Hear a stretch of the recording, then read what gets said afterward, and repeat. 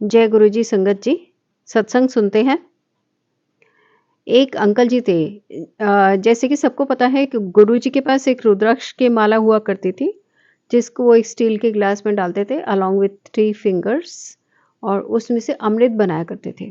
तो उन्होंने दूसरे अंकल से पूछा कि ये 3 उँगलियाँ क्यों डालते हैं? तो उन्होंने कहा कि ये 3 उँगलियों में ब्रह्मा, विष्णु, महेश की पावर है।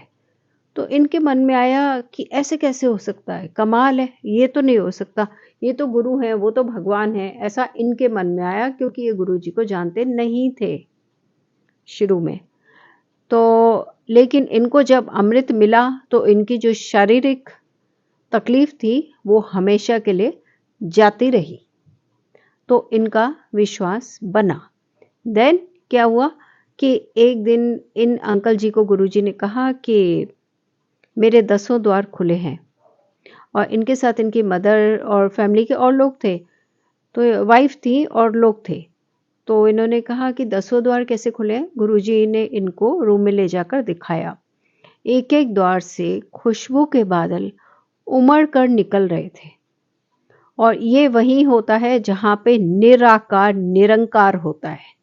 यानी कि अंकल कहते हैं कि जैसे एक लाइन होती है, उसका बिगनिंग पॉइंट होता है, देन उसका एक एंडिंग पॉइंट होता है। लेकिन 10 द्वार में ना बिगनिंग पॉइंट है ना एंडिंग पॉइंट है, जैसा कि शिव महापुराण में भी था कि ब्रह्मा और विष्णु दोनों ढूंढ रहे थे, लेकिन उनको कोई सिरा नहीं मिला। जहाँ पे सिरा नहीं मिलता वहीं तो निराकार है, क्योंकि उनके सारे द्वार खुले हैं, कोई भी द्वार उनका बंद नहीं है जो हम इंसानों के बंद होते हैं। देन गुरुजी ने कहा कि मेरे 10 द्वार खुले हैं, और बाबे दे ढाई ते साईं दे 3 खुले सी, ऐसा गुरुजी ने बताया। एक अवसर पर गुरुजी ने यह भी कहा कि श्री कृष्ण के एक पाँव में पद्म था, मेरे दोनों पाँव में पद्म है। और श्री कृष्ण को गुरुजी कहते थे श्री कृष्ण चंद्र जी महाराज, इस नाम से पुकारते थे। देन क्या हुआ कि एक दिन इनके इन-लॉज और मदर भी आई हुई थी, तो गुरुजी इनको रूम में ले गए और कहा कि मैं तीसरी आंख दिखाता हूँ। तो इनके अंकल जब बाहर निकले तो उन्होंने कहा कि मुझे तीसरी आंख नहीं दिखी, जबकि सामने इन्होंने यही बोला, हाँ गुरुजी बहुत अच्छी है, बहुत सुंदर है। तो उनकी जो वाइफ थी अंकल की, उसने बोला मुझे भी नहीं दिखी। देन जो अंकल की मदर थी, उन्होंने कहा बच्चों मुझे भी नहीं दिखी। देन जो अंकल की मदर इन लॉ थी, सासू माँ, उन्होंने कहा मुझे नजर आई, और वो आंख बेहद सुंदर थी, और जैसे पिक्चरों में दिखाते हैं लंबाई में आंख होती है वैसे नहीं थी, वो चौड़ाई में ही आंख थी और बेहद सुंदर आंख थी। तो गुरुजी ने समय समय पर अपना महाशिव होने का परिचय दिया है। जैसे कि गुरुजी का जब जन्म हुआ था तब भी दाई ने बाहर आकर बोला था कि सांप है अंदर। तो सब लोग अंदर सांप को, उस समय तो पता नहीं था भगवान प्रकट हुए हैं, तो उन्होंने अंदर गए सांप को मारने के लिए, लेकिन वहाँ पर कहीं भी कोई सांप उनको फिर तब नज़र नहीं आया। ये सांप का होना यही था कि भगवान महाशिव सदाशिव प्रकट हुए हैं।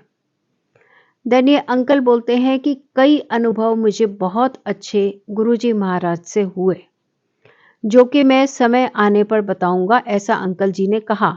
और उन्होंने कहा कि ये जो खुशबू वाला अनुभव है और जो माला वाला अनुभव है, इसने मुझे धीरे धीरे से ये बताना शुरू कर दिया कि हाँ ये भगवान ही हैं।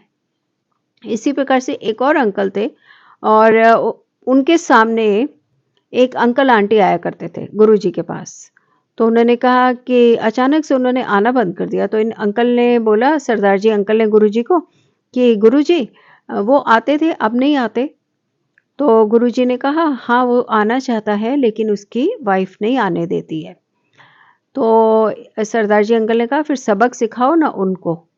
तो गुरुजी ने कहा कि नहीं, गुरुओं का काम किसी का माड़ा करना नहीं है, बुरा करना नहीं है, उनका काम सिर्फ अच्छा करना है। तो अंकल जी ने बहुत अच्छी सीख दी। उन्होंने कहा जब गुरुजी का काम किसी का बुरा करना नहीं है, तो हम इंसान हैं, तो हमारा काम कैसे हो सकता है कि हम किसी का बुरा करें, क्योंकि हम भी तो गुरुजी वाले हैं, उन्हीं के रास्ते पे हैं।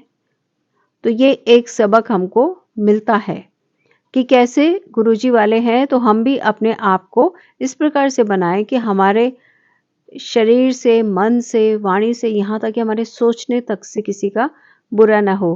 कहने को हम कह देते हैं कि सर्वत का भला, but then we should mean it also कि सर्वत का भला हो। गुरुजी महाराज हमें ये सुमति दें। इस प्रार्थना के साथ सब मिलकर करते हैं गुरुजी को दंडवत प्रणाम और सब कहते हैं जय गुरुजी, शुक्राना गुरुजी महाराज का।